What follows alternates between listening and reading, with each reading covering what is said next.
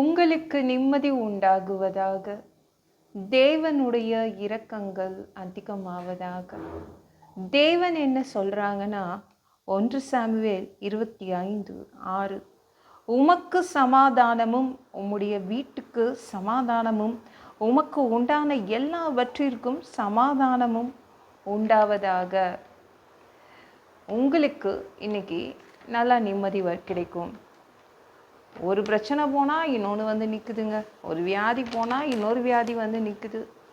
ஒரு சொட்டு நிம்மதி இல்லை, எங்கேருந்து நிம்மதியாக இருக்கிறது.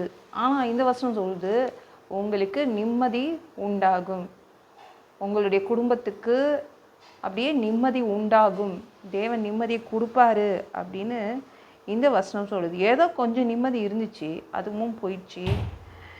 என்ன அது வந்து என் வீட்டில் ஒரு நிம்மதியாக ஒரு நிமிஷம் கூட என்னால் உட்கார முடியல, நிற்க முடியல, ஒரு ஒழுங்காக நிம்மதியாக சாப்பிட முடியல. என்னங்க வாழ்க்கை இது அப்படின்றீங்களா? நிம்மதி தான் இல்லை என் வாழ்க்கையில் அப்படின்னு கவலைப்படுறீங்களா? ஆனால் தேவன் என்ன சொல்கிறாங்கன்னா, உங்களுக்கும் உங்கள் குடும்பத்துக்கும் உங்ககிட்ட இருக்கிற நீங்கள் என்னெல்லாம் வச்சுருக்கீங்களோ எல்லா இடத்துலையும் அவர் வந்து நிம்மதியை கொடுப்பேன் அப்படின்றாங்க. சரிங்களாங்க? அப்போனா என்னங்க அதெல்லாம் சாத்தியமா? இந்த பூமியில் நம்ம வாழ்கிறோமே, இவ்வளோ நிம்மதியாக தேவன் கொடுப்பாரு? ஆமாம், கண்டிப்பாக கொடுப்பாருங்க. இந்த உலகத்தில் வாழ்கிற உங்களுக்கு தான் நிம்மதி கொடுப்பேன்னு சொல்கிறாங்க. ஃபுல்லாகவே உங்களுக்கும் நிம்மதி கிடைக்கும், உங்கள் குடும்பத்துக்கும் நிம்மதி கிடைக்கும், உங்கள் வேலைக்கும் உங்கள் தொழிலுக்கும் நிம்மதி வரும்.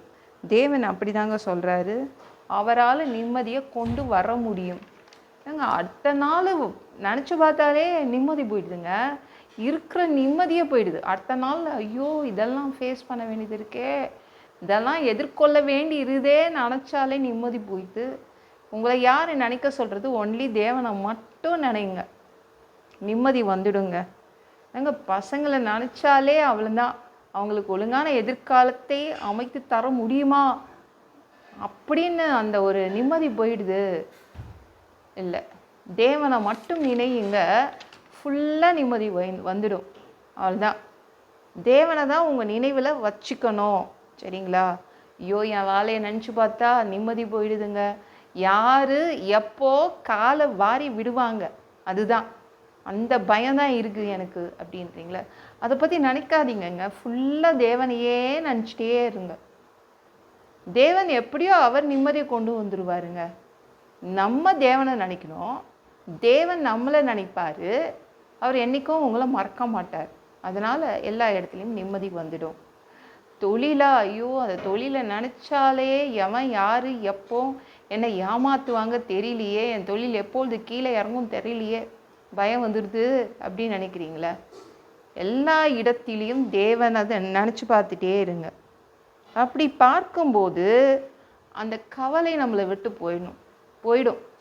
தேவன் தான் நம்மளுக்கு முக்கியம். அவரை நம்மளுக்கு நினச்சி பார்க்குறதுக்கு ஏசு இருக்காருல்ல, அவரை தான் நீங்கள் நினச்சி பார்க்கணும்.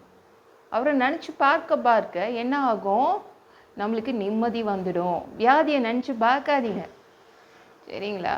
தேவனை மட்டும் நினச்சி பாருங்க. அப்போ என்ன ஆகும்னா அதுவாக நிம்மதி வந்துடும். அதுதான், வேற ஒன்றும் கிடையாது. மற்றதெல்லாம் நினச்சா என்ன வரும்? கவலை தான் பட வேண்டியது இருக்கும். அவ்வளோதான். நம்மளுடைய மனசு ஃபுல்லாக தேவன் தான் ஓட விட்டுறணும். தேவனுடைய சிந்தனைகள், தேவனுக்கேற்ற சிந்தனைகள், துதிப்பது, பாட்டு பாடுவது, ஏதாவது ஒரு வசனத்தை மனசில் வச்சு இந்த வசனம் என்ன சொல்லுது அப்படின்னு நினச்சிக்கிட்டே இருங்களேன், உங்களுக்கு ஃபுல்லாகவே நிம்மதி வந்துடுங்க. எந்த இடத்துலையும் நிம்மதி வந்துடும். நிம்மதியே இல்லைன்னு நினைக்கிற இடத்துல கூட அப்படியே ஒட்டுமொத்தமாக நிம்மதி வந்துடும். பைபிள்லேயே தொடர்ந்து அழுத ஒரு பெண் யார் தெரியுமா? அன்னாள் தாங்க. தொடர்ந்து அழுதா. இருந்தது ஒரே ஒரு பிரச்சனை தாங்க, குழந்தை இல்லை. அதையே நினச்சி தொடர்ந்து 24 மணி நேரமும் தொடர்ந்து அழுதுகிட்டே இருந்த ஒரு பெண் யாருன்னா அன்னாள் தான். அவன் நினைப்பெல்லாம் என்னவா இருந்துச்சு? ஐயோ குழந்தை இல்லை, யாரும் என்ன மதிக்கிறது இல்லை, இப்படிலாம் பேசுகிறாங்களே, அந்த நினைவையெல்லாம் ஓட்டிகிட்டே இருந்தா. ஒரு நாள் தேவாலயத்துக்கு தெரியாமல் உள்ளே போய் ஜெபம் பண்ணிட்டான். அதுக்கப்புறம் அவளுடைய நினைவுகளை மாற்றிட்டா. தேவனையே நினச்சா, ஐயோ தேவன்கிட்ட நான் ஜெபம் பண்ணிட்டேன், அவர் எனக்கு தந்துடுவார், நல்ல சாப்பாடு இருக்குது நான் சாப்பிட்றேன் அது சாப்பிடாமையா இவ்வளோ நாள் இருந்தேன்னு போய் சாப்பிட்றா. என்னுடைய கணவர் எவ்வளோ நல்ல கணவர் சொல்லிட்டு அவரோட நல்லபடியாக வாழ ஆரம்பிக்கிறான். அதாவது அந்த நினைவை மாற்ற வேண்டும். நிறைய பேர் அப்படிதான். நல்ல வாழ்க்கை இருக்கும், ஏதோ ஒரே ஒரு பிரச்சனை இருக்கும், ஏதோ ஒரு வியாதி இருக்கும், அதையே நினச்சி கவலைப்பட்டே வாழ்க்கையை முடிக்கிறது வேண்டாம். தேவனை நினச்சி பார்த்துட்டே இருங்க. நீங்கள் அவர் நினைவாய் இருக்கும்போது அவர் உங்கள் நினைவாய் இருப்பார். அவர் உங்களை மறக்க மாட்டார். அப்படி மறக்காமல் இருக்கும்போது அவர் செய்ய வேண்டியதை செய்துருவார். எதை சரி பண்ணணுமோ, எந்த இடத்த உங்களுக்காக அவர் கரெக்ட் பண்ணணுமோ கரெக்ட் பண்ணி அற்புதங்களை செய்வாருங்க. பயப்படாதீங்க. இந்த பூமியில் முற்றிலுமாக நிம்மதியாக வாழ முடியும்.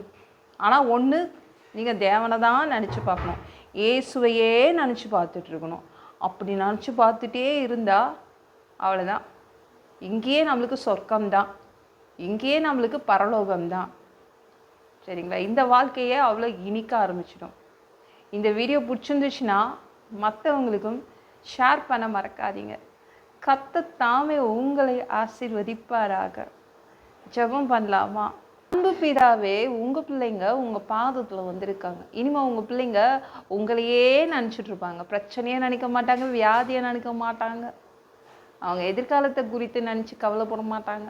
இனிமேல் உங்களையே நினச்சிட்டு இருக்கிறதுனால அவங்களுக்கு பூரணமான நிம்மதி வந்துடும். நன்றி. எல்லா பொல்லாத பிசாசுகள், ஏவல்கள், மந்திரங்கள், தற்கொலை ஆவிகள், பயத்தின் ஆவிகள், பலவீனப்படுத்துகின்ற ஆவிகள் எல்லாம் இயேசு என்ற பெயரினை கொண்டு துரத்துகிறேன். ஓடிப்போ.